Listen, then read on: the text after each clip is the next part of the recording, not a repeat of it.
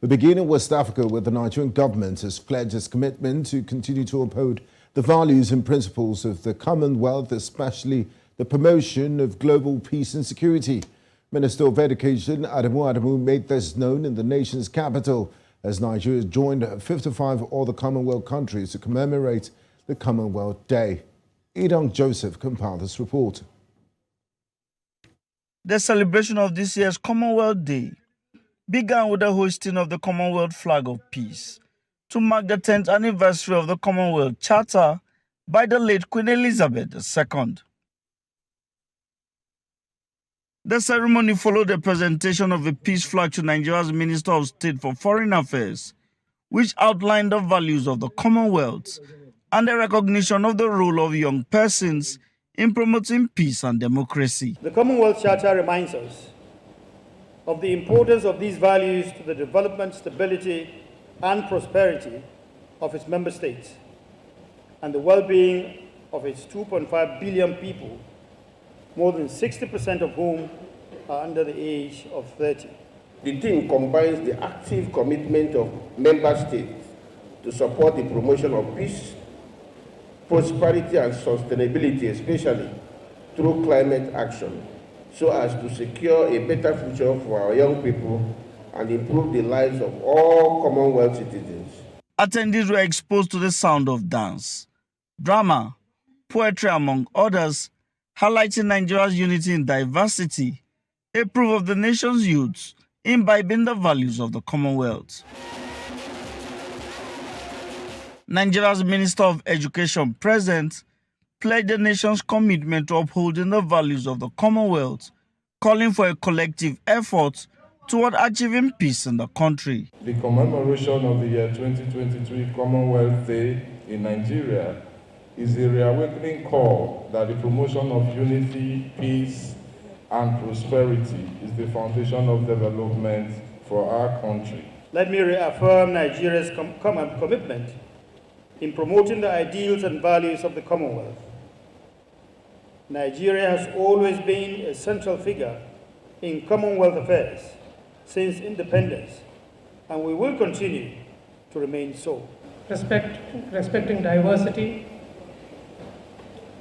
and above all, working towards a sustainable future for all of us, for the common good.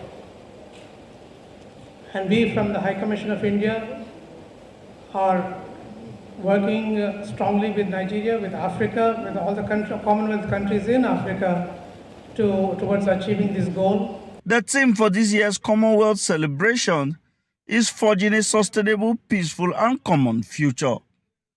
It is hoped that the Commonwealth Day celebration will serve as a reminder to citizens that there is no alternative to peace and development. Now, join us to discuss the Commonwealth Day. We're joined by Calvin Duck, a global affairs analyst. He joins us from Washington, D.C. A warm welcome to you, Calvin. Good to be here. Thanks for your time. Now, since the establishment of the Commonwealth, how would you appraise the body over the years? Well, I think that there are two ways to look at it. There's the potential that this group of countries can do. Everything from, especially for African countries, to have a platform, a powerful international influential voice with the world's biggest economies like the UK, Canada, and India. It also has the potential to be a forum to promote, for example, democracy with elections, to promote human rights, to bring people together to act on those violations when they occur. Now, the other part of it is, though, have they lived up to these ideals? And I think that there's a mixed opinion on that, because do countries in the Commonwealth really benefit from the economic ties with the other members of the Commonwealth? There are some that say yes, some that say there's proof that that happens. Where's the Commonwealth been, for example, when it comes to policing human rights and everything? So I think it has a lot of potential. I think that the ideals that it puts forward are ideals that the Commonwealth countries should focus on, but to really see those results, it remains to be seen. Thank you, and I'm happy you touched on the ideals of the Commonwealth and its benefit to its nation states, its members beyond just talk shop and the ceremonial beat of it. Now, this year's celebration has its theme as Forging a Sustainable and Peaceful Common Future.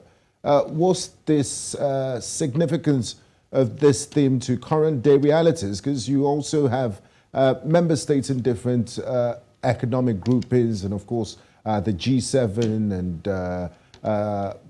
BRICS and all of that. So how will this theme that is called Forging a Sustainable and Peaceful Common Future, what's the significance of this? Well, I think that particular theme is something that every member of the Commonwealth is trying to work towards. When I hear the word sustainable, it makes me think of two things. One is obviously with King Charles, that is one of his priorities as king. And so I think we're going to see a lot of that influence in, the messaging that comes out with the Commonwealth. But I also think one of the things that it says to me is if we think about the challenges that we face across the world, particularly sustainability with the environment, countries in Africa and in parts of Asia are bearing the biggest brunt of that. And so I think that focusing on this theme will help the member countries not only work together, but to kind of change their own internal laws, maybe their internal goals and initiatives, so we can try to achieve it. So I think it is definitely a theme that really exemplifies what the Commonwealth says it's supposed to be about and wants to be about. Now, finally, Calvin, some have criticized the Commonwealth for not having done enough to promote its ideals. What areas do you think the Commonwealth can improve upon? Obviously, I'd like to see a stronger mechanism for enforcing, anytime there's violation of the human rights and democracy. But I think part of what the Commonwealth can do is we think about countries like Togo and Gabon, they weren't British colonies, French-speaking countries. I think it shows a shift towards Anglophone, English-speaking world, because economically, I think that's a good choice for countries, particularly in Africa. And Rwanda, so I think, yes, and Rwanda also. I think that is one way that this can maybe reorient the continent away from Europe and towards the United States and other countries. Thank you very much, Calvin Dak, for your time. Always a pleasure talking to you. Thank you.